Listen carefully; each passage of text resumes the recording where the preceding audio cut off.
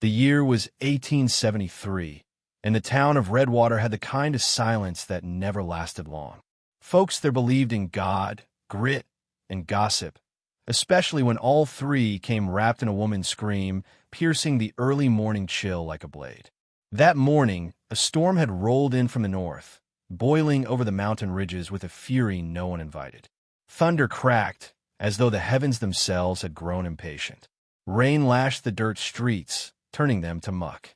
Then came the cry, high, broken, unmistakably human, from inside the stone convent perched just outside town. The Sisters of St. Mercy were a curious fixture to begin with. They arrived 2 winters prior, 6 women dressed in worn black wool and carrying more silence than luggage.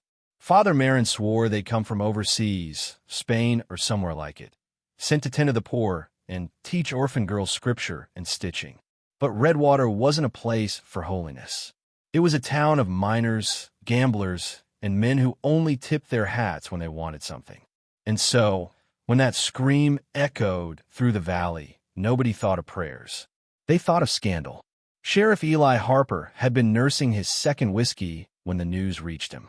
A stable boy, pale and stammering, had burst through the saloon doors yelling about devil cries and blood at the convent. Eli didn't waste time. The law in Redwater wasn't something you discussed. It was something you carried in a holster at your hip and the stare in your eyes. By the time he reached the gates, the sky had opened up and the convent looked like something ripped from a ghost story. Its stone walls streaked with water, candlelight flickering behind shuttered windows, smoke coiling from the chimney like a whisper. A single figure stood at the door. She was tall for a nun, draped in soaked black cloth that clung to her bones. Her face was pale, lips bloodless, but her eyes, those were alive, wide and sharp, like she'd seen death once and made it blink. In her arms, something wrapped in linen squirmed and cried. A newborn, its voice raw and demanding. "What in hell's going on here?" Eli growled, stepping down from his horse. His boots squelched in the mud. The nun said nothing. She only looked at him. Rain poured down her face like she didn't notice. "Who's the mother?" he asked. Still, she said nothing. Behind her, the door creaked, and another woman appeared. This one smaller, older, with shaking hands pressed her chest. Sister Maria, if he recalled right. The one who tended the apothecary. "It's not what it looks like," she said. Eli snorted. "It looks like someone broke a vow." The baby wailed louder, and the taller nun, Sister Magdalena, his memory offered, held it closer, turning her body slightly as if to shield it. The townsfolk began to arrive in 2s and 3s, lanterns raised, curiosity and suspicion blooming like mold. Whispers floated, "A baby in a convent? One of them's no nun. That's for damn sure." Eli raised his hand to quiet them. "Everyone go home. I'll get answers." But no one moved. Redwater had been starving for spectacle ever since the preacher's daughter eloped with a gambler and got herself shot outside Carson Bluff. Inside, the convent smelled of beeswax, dried lavender, and something sharper, metallic. Blood. Eli's boots echoed off the stone floor as he was led down a narrow hall, the air thick with candle smoke and secrets. Sister Maria guided him to a room at the back. A bed stood rumpled and stained. Towels lay soaked in crimson. A bowl of water was pink with afterbirth. There had been a birth here. Recently. He turned to Magdalena, who had followed in silence, the baby still in her arms. "Who's the mother?" he asked again. Her voice, when it came, was low and foreign. "She is safe now. That is what matters." "That ain't what I asked." Maria wrung her hands. "She can't speak. She's recovering. She's still alive." A pause. Then, "Yes." Magdalena shifted her weight. The child mewled and hiccuped. "Then I'll speak to her." "No," Magdalena said firmly. Eli stepped forward. "Now listen, sister. I don't much care for riddles, and I sure as hell don't like being lied to. You either bring me to her, or I bring you in." The air thickened. For a heartbeat, the nun did not move. Then she turned, slow and deliberate, and led him down another hallway to a locked door. She drew a key from a cord around her neck. The lock clicked open. Inside, a girl lay half-conscious on a cot. her dark hair matted with sweat. Her skin was pale and clammy. A fever clung to her like a second skin. She looked young, too young. Her belly was flat now, but the bloodied linens told the story. "Who is she?" Eli asked. "She came to us in the night," Magdalena said. "Weeks ago. Alone. Starving. Her name? We do not know. No one just shows up pregnant with no name, sister." "She did." Eli studied her face. There was no deceit there, but there was something else. A weight. A sorrow so deep it had teeth. "She didn't belong to any of you?" Magdalena shook her head. "She is not a nun." "Then why take her in?" She looked at him, her voice tight. "Because no one else would." He turned to Maria. "You realize how this looks, right? Folks are out there already turning their thoughts ugly. Pregnant girl in a convent? Baby with no father?" Maria nodded, tears in her eyes. "We did what was right. Town ain't gonna see it that way." Outside, the whispers grew louder. Lanterns bobbed like fireflies beyond the arched windows. Someone shouted, "Bring out the sinner." Eli strode to the front again, threw open the doors, and stepped onto the threshold. "You all want blood?" he barked. "This ain't your hanging to do. Go home." But a voice rose above the others. Pastor Gregory, freshly returned from the Southern Trail. His face was red, eyes glinting with something righteous. "You shelterin' harlots now? Sheriff? That baby's a sin. A curse on this whole town. I said go home. You said you'd protect the law, not bury it." Eli rested his hand on his revolver. Last warning. The crowd simmered but didn't scatter. They were wolves now, sniffing weakness. He turned back inside, jaw tight. "You need to tell me everything," he said to Magdalena. And so she did. She told him of a stormy night weeks back, when the girl had stumbled to their gates, bleeding and half dead. How she spoke little, just enough to beg sanctuary. How they had taken her in, hidden her away, fearing what the town would do if they knew. How one of the nuns, Sister Alina, had died, just days later, body found at the edge of the forest with her throat slit. "That wasn't no animal," Eli muttered. "No," Magdalena agreed. "It was a man. We believe he was hunting the girl." "He didn't report it?" "And say what? That we harbored a stranger and got one of our own murdered? That we hid a crime because we feared judgment more than death?" Her voice did not rise. It stayed quiet, steady, but each word struck like a nail. Eli exhaled. His hands felt dirty. He moved to the hearth, looked into the flames. "She got any family?" "We don't know." "Any papers?" "Anything." "There is something," Maria said. She reached into a drawer and produced a diary. Worn leather, its pages delicate. A man's name was scrawled inside. Corporal Thomas Vale. Eli flipped through it. Dates. Maps. Sketches of a woman's face. The same face that now lay fevered in the back room. "This man, he came once," Magdalena said, "before the girl arrived. He asked if his place was safe. We said yes. He never returned." Eli's stomach turned. He knew she was coming. The baby cried again, louder this time. Magdalena hushed it, rocking gently. For the first time, Eli noticed the way she held the child, not just with care, but with something deeper. Fierce, protective, maternal even. "You're not just doing this out of charity," he said. "She is innocent. I'm talking about you." Her eyes lifted, and for a moment, he saw the storm behind them. Then someone pounded on the door. "They're getting riled up," Maria whispered. Eli opened it just enough to look out. The crowd had doubled. Men with torches, women clutching crosses, children wide-eyed, feeding off their parents' fear. Pastor Gregory raised his hand. "Give us the girl, or we'll come in and take her." Eli drew his revolver. "You do that, and this ends bloody. You defend sin over righteousness? I'll defend the innocent. Then we'll bury you with them." A bottle shattered against the convent wall. Fire hissed in the rain. Inside, the girl groaned from her cot. Magdalena turned toward the noise, but didn't flinch. Eli backed into the hall, slammed the door shut, barred it. "Damn it," he muttered. "They're going to tear this place apart." "What do we do?" Maria asked. "We wait." "For what?" Eli looked down at the child. The baby had gone quiet, staring up at Magdalena with glassy, curious eyes. There was peace there in that silence. "For something to break," he said, and something did. A crash sounded from the back. A window shattered. Eli ran toward the noise, gun drawn. Rain poured through the broken frame. A boot print in the mud below it. Someone's inside, he growled. He moved fast, clearing rooms, corners, stone corridors lit by oil lamps. Then he found the door. The one that was always locked.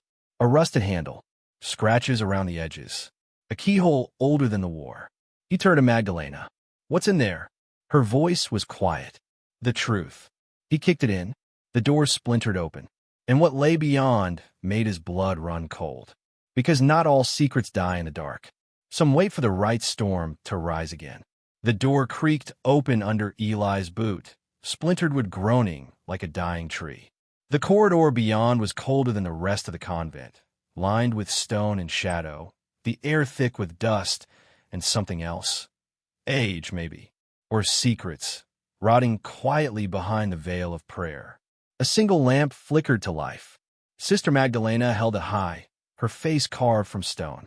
Her expression did not soften, not even when the light revealed what lay ahead. An underground chamber, tucked beneath the convent like a buried heart. Eli stepped inside, his boots echoing on the flagstone. The walls were lined with old crates, rusted metal boxes, weather-stained satchels. Military, most of them.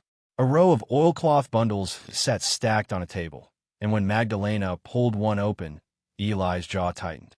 Guns, rifles, pistols, ammunition belts, all in pristine condition. He turned to her, jaw clenched. "You care to explain what a bunch of nuns are doing with enough firepower to take a fort?" "We're not what you think," Magdalena said simply. "That much is clear." She moved past him, lifting the edge of a moth-eaten tapestry on the far wall. Behind it, another door. This one led to a smaller chamber filled with papers, maps, and books in languages Eli didn't recognize. At the center of it all stood a desk, and behind that desk, a woman rose to her feet. She wore no habit. Her silver hair was braided down her back, her eyes sharp behind gold-rimmed spectacles. She looked more like a general than a nun. "Sheriff Harper," she said. "We've been expecting you." Eli blinked. "Pardon?" "A Mother Calder," she said. "I oversee this mission. You were bound to uncover it sooner or later." He stepped forward, ignoring the sting of rain still clinging to his coat. "And what exactly is this mission?" Mother Calder reached into a drawer and pulled out a sealed envelope. She handed it to him. The wax bore the stamp of the Union Army. Eli opened it. The letter inside was brief, but the message was loud. The Sisters of St. Mercy weren't missionaries. They were part of an intelligence ring, operating under the guise of faith.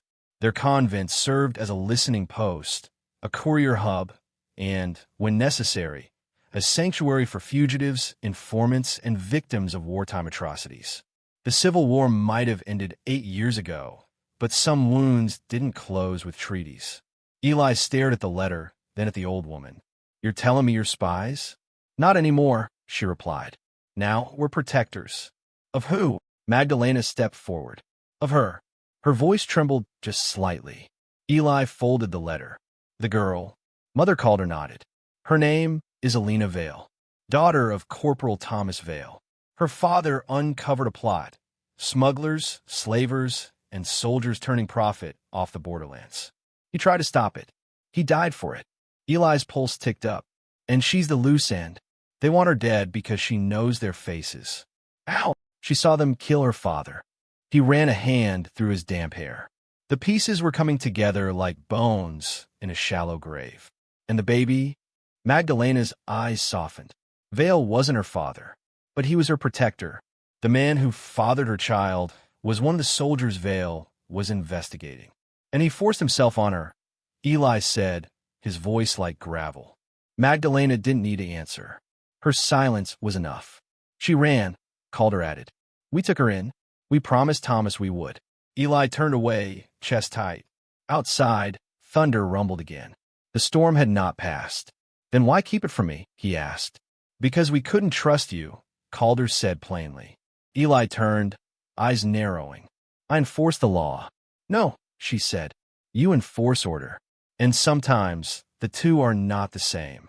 A sharp knock echoed through the stone ceiling above. Maria's voice came faint through the stairwell. "Sheriff!" You need to see this. Eli holstered his revolver and turned to Magdalena. Stay here. Don't let her out of sight. He climbed the narrow steps back to the main floor and followed Maria to the eastern corridor. The small infirmary, once quiet, now buzzed with tension. The fevered girl, Alina, had roused from her stupor. Her eyes were half-lidded but frantic, her mouth moving. She's trying to speak, Maria whispered. Eli knelt beside the cot. Alina, you know who I am. Her lips parted. A single word came out, rasped and raw. Harlan. He frowned. Harlan who? She coughed, then again. Maria brought water to her lips. She drank barely. Harlan. Ridge. Eli's blood chilled. He knew that name. Captain Harlan Ridge, formerly of the 12th Cavalry, later dishonorably discharged after a shootout in Arizona Territory. A man with too many friends in too many dark places. He was her commanding officer, Maria said. That's the name Vale left behind before he died. Alina's fingers clenched the blanket. He found us. Killed him. Said I was next. She's too weak to say more, Maria whispered. But Eli didn't need more. He stood and marched back through the convent, the rage in him simmering like a pot ready to boil over. Where is Ridge now? He asked Calder. We don't know. I do. He turned on his heel and left the convent behind, ignoring the glares of the townsfolk still gathered in the square. The storm had broken, but the ground was still slick with anger. Torches hissed in puddles. Murmurs followed him. They thought he'd fallen under some spell, that the nuns had him leashed. They didn't know what he knew now. He rode hard toward the old trading post out past Weaver's Ridge. A known haunt. Ridge had kin in the area, 2 cousins who ran whiskey and worse. Eli had busted their stills a year ago. One had tried to pull a knife. Didn't end well. The post sat quiet, wind tugging at its warped shutters.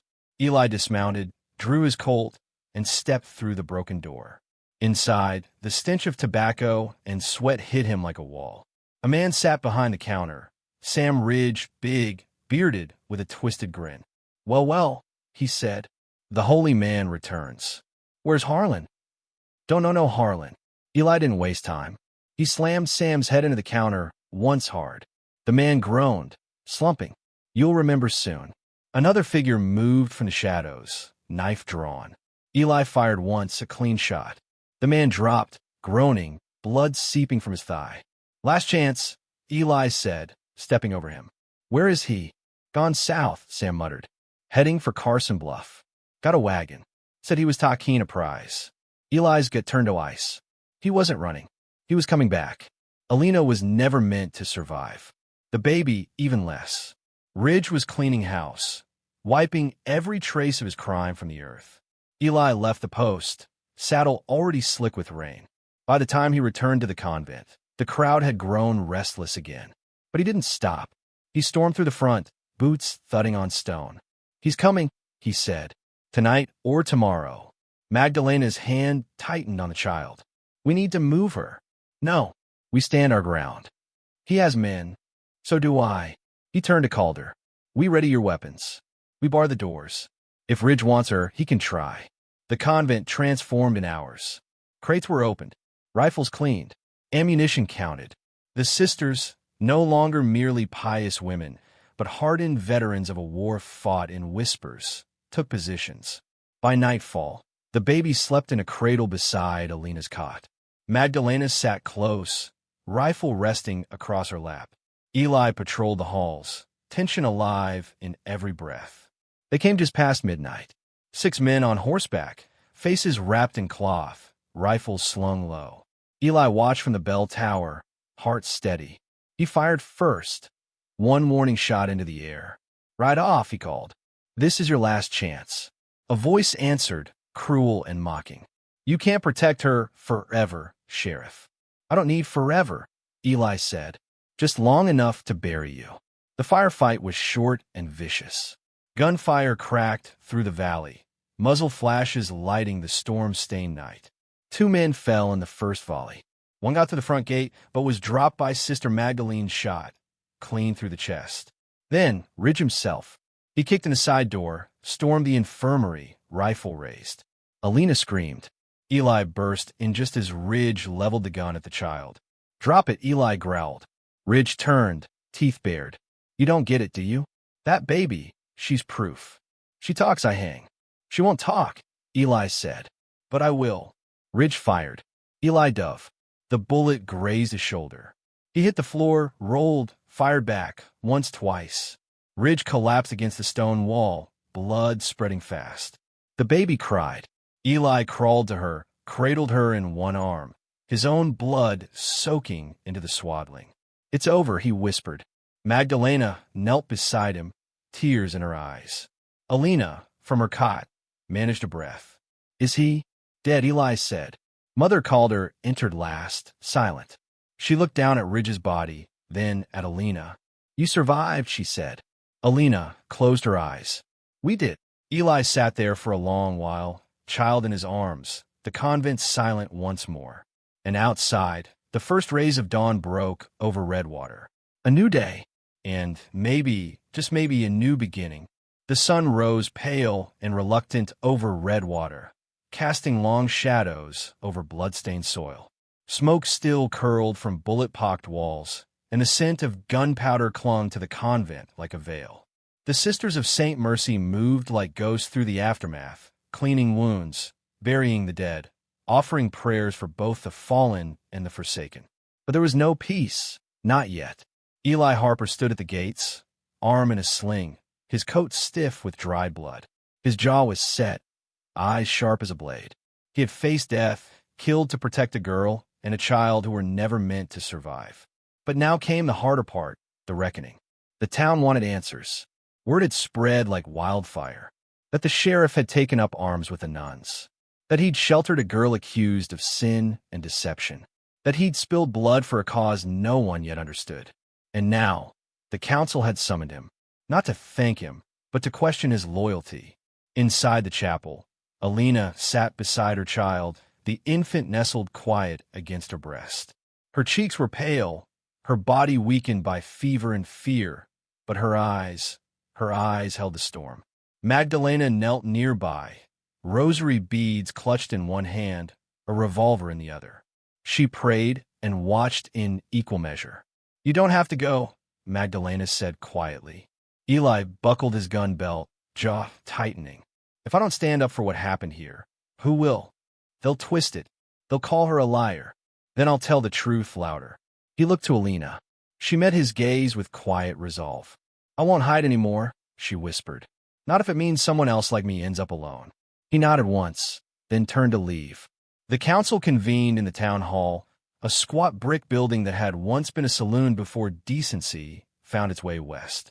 Mayor Tilburn sat at the head of the table, flanked by Judge Holloway and 3 councilmen who'd never fired a shot in their lives, but wore the weight of law like a badge. The room smelled of pipe smoke and suspicion. Sheriff Harper, Tilburn said without looking up, take a seat. Eli remained standing. I'll stand, he replied flatly. Tilburn sighed. Words reached us you took up arms with the Sisters of St. Mercy. I did. You harbored a fugitive. I protected a survivor. The judge leaned forward, eyes narrow. She lied to this town, claimed she was a nun, had a child out of wedlock. She didn't lie, Eli said. You assumed. You saw a woman in pain and built your own story around her. Murmurs stirred around the room. She was assaulted, Eli continued, by a man with a badge and a uniform. A man your government sent out here and left unchecked. When her protector tried to bring the truth to light, he was murdered. She was next. So were the sisters. I did what the law wouldn't. I stood between her and the men who wanted her silenced. Judge Holloway's voice cut in, cold and sharp. And how do we know that's true? Because I saw it, Eli growled. I saw what they did. I bled for it. I watched a girl cradle her baby and beg God, not for vengeance, but for a chance to breathe. That enough for you? Silence hung in the room, thick as smoke. Mayor Tilburn shifted in his chair. You say you were defending her. But who defends the town? Sheriff? You got half the townsfolk spooked. Talk of spies, gunfights, secrets under the church. There were secrets, Eli said, but not the kind you fear. Those women, what they did during the war, they saved lives. They carried messages through fire and hell. You want to call them deceivers, go ahead. but I've seen better men die with less courage. A door creaked open. Every head turned. It was Alina. She stepped into the hall, pale but upright, her child in her arms. Magdalena and Maria flanked her, weapons hidden beneath their cloaks. The crowd outside murmured and surged. Even the council shifted, uncertain now, faced with the very soul they were judging. "I have something to say," Alina said softly. The judge gestured to the chair. "You're not under arrest." "I know," she said, "but I'm under scrutiny, so I'll speak." She set the child in Magdalena's arms, then stepped forward. "My name is Alina Vale. I was taken from my family at 17 by a captain in the Union Army. He said it was for protection. But what he did, it wasn't protection." Her voice shook, but she didn't waver. "He used me, and when I tried to run, he hunted me. Thomas Vale, my father's brother, he tried to save me. He died for it. The sisters found me half dead and gave me sanctuary. I didn't ask to deceive anyone. I didn't pretend to be holy. I just needed to survive." She looked directly at the judge. "And now you're asking whether I deserve to stay? Whether I deserve to exist?" The room was silent. "You want to call it sin?" she asked, louder now. "Fine. But know this, the man who hurt me is dead. Sheriff Harper made sure of that. And I'm done hiding. My child will not grow up ashamed of how she came into this world. She'll grow up knowing she was protected, loved, and seen." Her words hung in the air like a verdict. Mayor Tilburn cleared his throat, clearly rattled. "We appreciate your testimony, Miss Vale. The council will deliberate." "No," Eli said. "You'll decide now." Tilburn blinked. "That's not how this works." "It is today." Eli stepped forward. "You're not just deciding for her. You're deciding what kind of town Redwater is. Do we bury the truth because it's messy? Do we punish the ones who've already suffered? Or do we stand for something?" The crowd outside had pressed up to the windows now. Word was spreading. The line between justice and vengeance had grown too thin. Finally, Judge Holloway leaned back. "I won't charge Miss Vale with any crime," he said. "There was no falsehood, no theft, no threat to the town." Tilburn grimaced, but gave a reluctant nod. "And the child belongs with her mother," the judge said. "No law says otherwise." Eli exhaled. It was over. Not the pain, not the fear, but the war was done. Alina sat again, her child nestled close. Her eyes met Eli's. No words passed between them. None were needed. Later, as the sun dipped low and the crowd slowly dispersed, Eli walked the convent grounds. Magdalena joined him, hands folded. "You did more than protect her," she said. "You believed her. Wasn't hard. Just needed to listen. And now," he looked toward the chapel, its windows glowing with firelight. "Now I rebuild. Start with the pieces I've got left." Magdalena nodded. "You'll be staying?" He smiled faintly. "I think Redwater needs more than a gun. Needs someone who gives a damn." She offered her hand. "Then welcome back, Sheriff." He took it. Behind them, the bell tower chimed once, echoing across the land. A trial of faith had ended, not in fire or fury, but in truth. And in the quiet that followed, a promise took root. Then the wildest corners of the West, even a girl with a broken past, a child born of pain, and a lawman with blood on his hands could forge something new, something worth defending, and maybe, just maybe, something holy.